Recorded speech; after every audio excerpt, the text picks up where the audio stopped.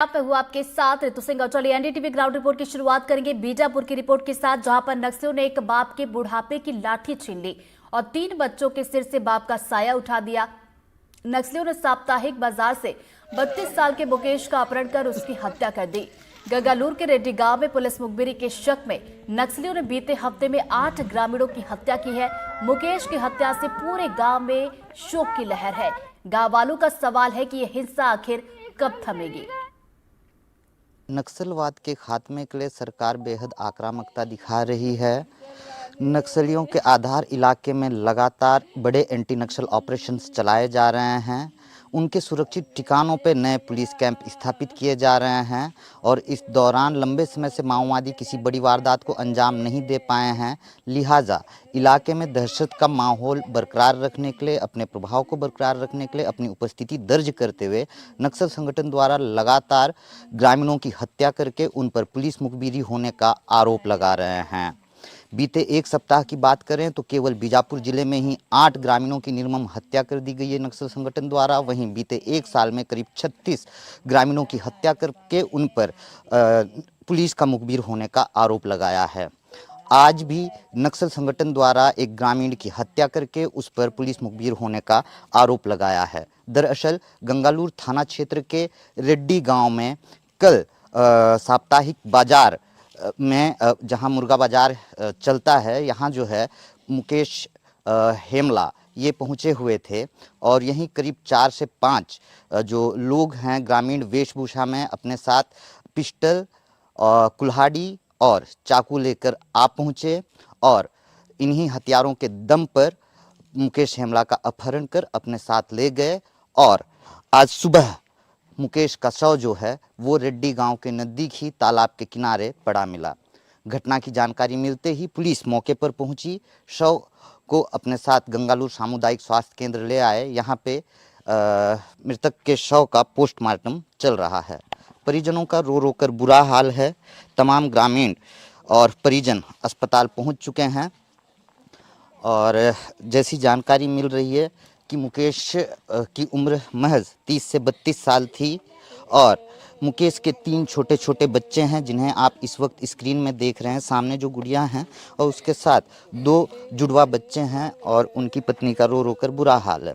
घटना के वक्त उनके पिता जो है मुकेश के साथ ही थे। आइए, और मुकेश जो है परिवार के मुखिया रहे हैं और मुकेश के ही कंधे पे अपने परिवार की आजीविका चलाने की जिम्मेदारी रही है। तीनों बच्चों के भरण पोषण और पढ़ाई की भी जिम्मेदारी रही है। अब नक्सल संगठन द्वारा उन 3 बच्चों को अनाथ कर दिया गया है और उनकी पत्नी बेवा हो गई है नक्सलियों के इस हरकत के बाद, और साथ ही पिता का जो बुढ़ापे का सहारा रहा है वो अब इस दुनिया को अलविदा कह दिया है। नक्सल संगठन द्वारा लगातार इस तरह की वारदातों को अंजाम देके कई परिवारों को अनाथ किया जा रहा है। हम पहले उनके पिता से बात करते हैं और जानने की कोशिश करते हैं कि जब ये हथियारबंद लोग पहुंचे बाजार में तब उन्होंने क्या कुछ कहा था। अच्छा, इनसे पूछिए। दरअसल मुकेश के पिता को हिंदी नहीं आती, गोंडी में बात करेंगे। हमारे साथ अनुवादक हैं, पूछिएगा इनसे क्या कुछ बोले थे जब वो लोग आए, कितने लोग आए थे। फर्स्ट में 4 जन पकड़ के ले गए सर। उसके बाद उस पर नहीं पता बोल रहे। बचाने की कोशिश किया क्या उस समय? आप थे वहाँ पे? नहीं थे डॉक्टर। अच्छा, कुछ पापा जाके बताए। अच्छा जी। पीछे जाके देखा और उसके बाद पिस्टल और चाकू दिखाने से फिर रिटर्न भाग के आया। मतलब फिर रिटर्न आया। कितने दूर तक गए पीछे पीछे ज़्यादा नहीं तो आधा किलोमीटर तक दूर गए होंगे। अच्छा, और सुबह शव कहाँ पे मिला? वहीं रेड्डी में। अच्छा, घर के मुखिया रहे हैं ना मुकेश जी? मैं वहीं से आया हूँ सर। शाम को जैसे पापा बाजार से जाके बताए, भैया को ले गए बोलने से ऐसे किनारे से गया, वो पास नहीं देखा हूँ। रात हुआ था जब भी वहीं मिला। सुबह कितने टाइम पे आप लोगों को पता चला? लड़के ही लोग आए थे सर उधर ही। मैं आप गए थे? जी, आप देखे? जी सर। अच्छा, सुबह 7 बजे? जी, तालाब किनारे? जी सर। रेड्डी वाले देख के फ़ोन करके बता देने से हम लोग गए सर। अच्छा, प्रॉपर कमकनार के रहने वाले हैं ना? जी सर। गुन्नापारा में रह रहे थे। कहाँ? गुन्नापारा में। मैं पापा और मैं उधर रह रहे थे कमकनार। आप क्या लगते हैं मुकेश? भैया खुद भैया अच्छा, आप क्या करते हैं? खेती करता हूँ सर।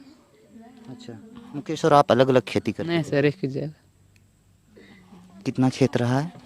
वो है सर, अब कुछ जमीन है, बोरा धान में बेचे उसने। तो ये मुकेश के परिजन हैं। मुकेश की मौत के बाद गांव में मातम पसरा हुआ है, पूरे इलाके में दहशत का माहौल है। वजह ये है कि माओवादी लगातार एक के बाद एक इस तरह की हत्याओं को अंजाम दे रहे हैं, लिहाजा लगभग हर वर्ग खौफजदा है, दहशत में है।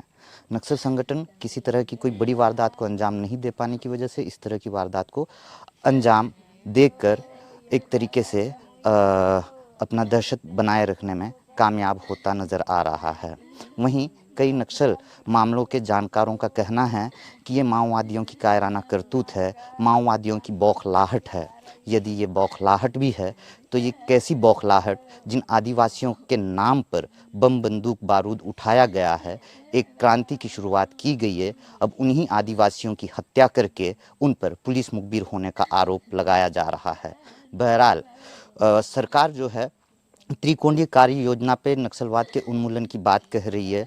विश्वास, विकास और सुरक्षा, यहाँ पे ग्रामीण बिल्कुल सुरक्षित नहीं है, बिल्कुल महफूज नहीं है और ना ही ग्रामीणों को अब इन सारी हत्याओं के बाद सरकार के इन दावों पे विश्वास नहीं हो रहा है।